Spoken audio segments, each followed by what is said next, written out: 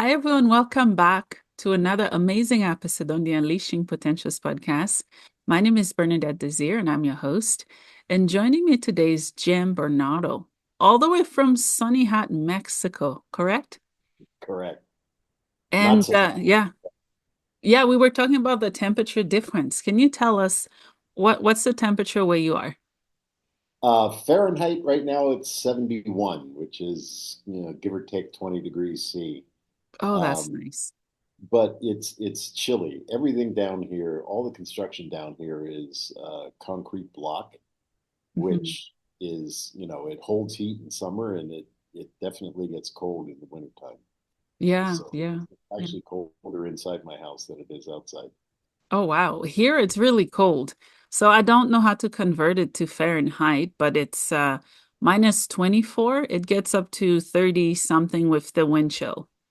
So really cold. Frostbite within minutes.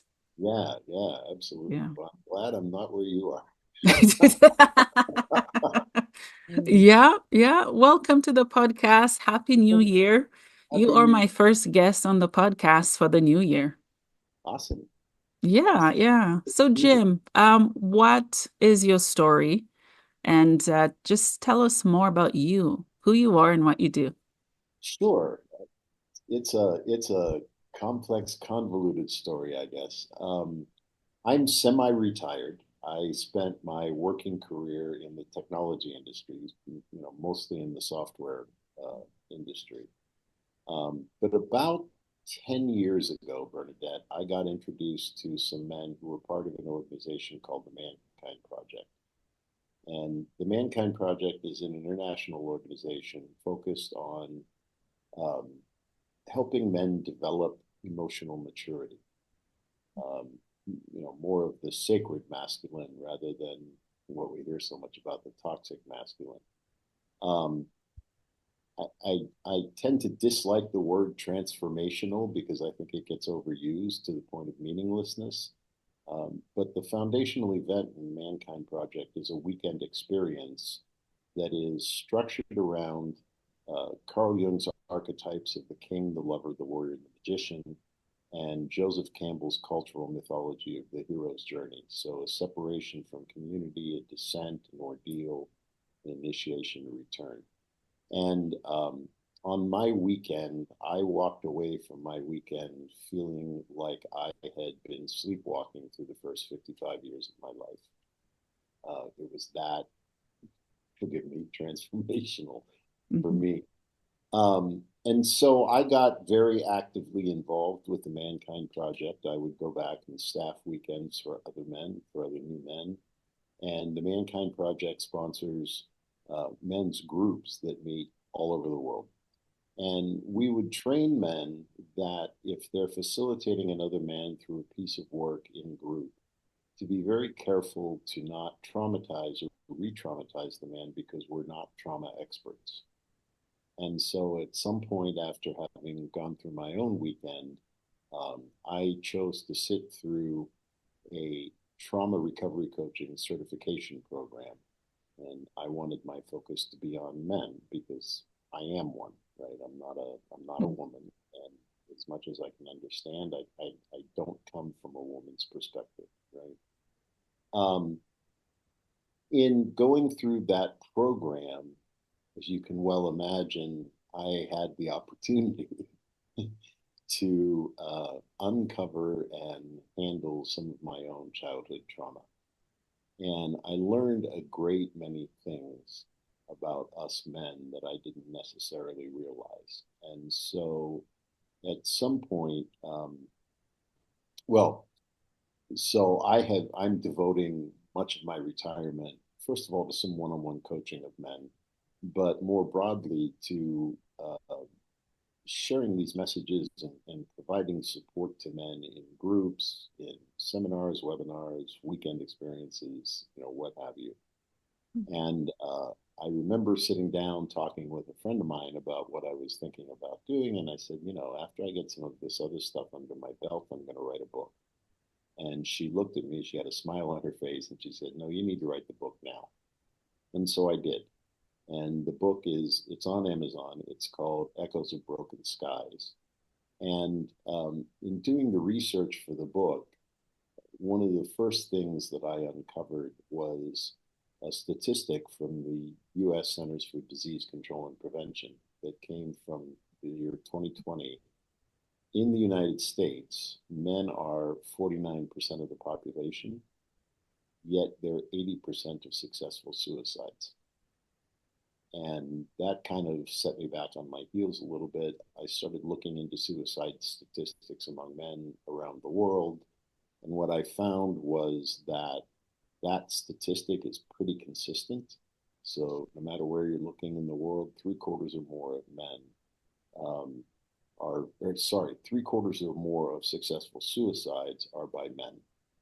And the numbers translate to roughly one man every minute of every day, someplace in the world, successfully ends his life.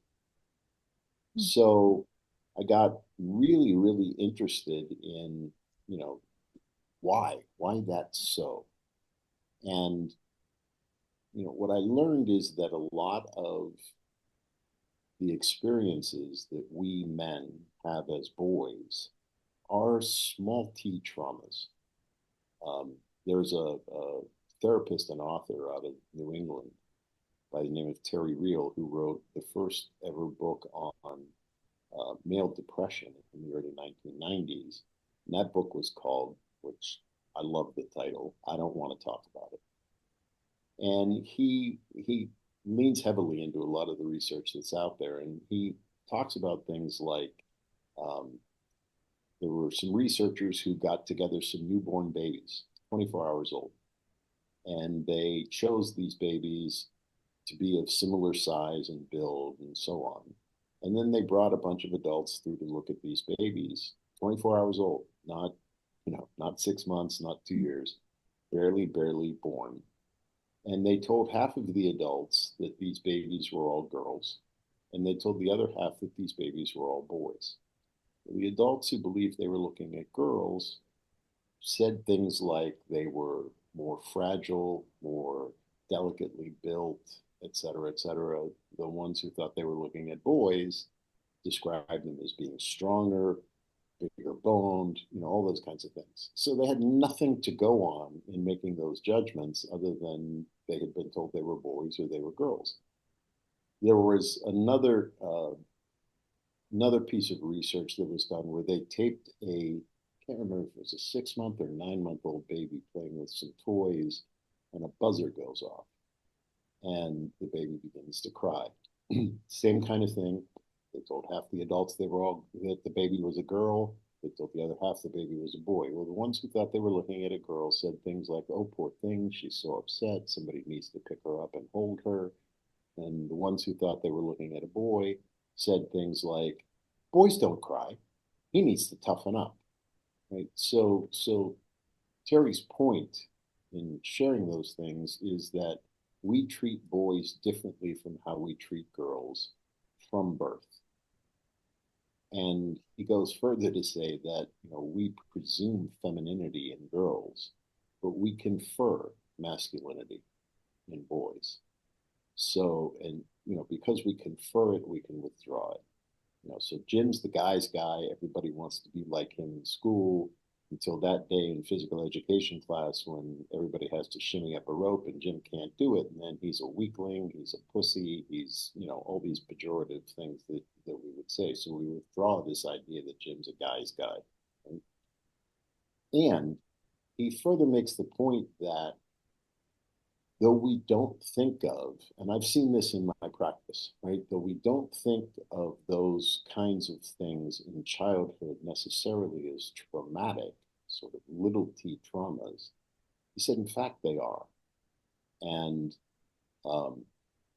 he said to recognize that those kind of repetitive injuries, if you will, in childhood are traumatic is kind of like expecting a fish to be able to see the water that it swims in.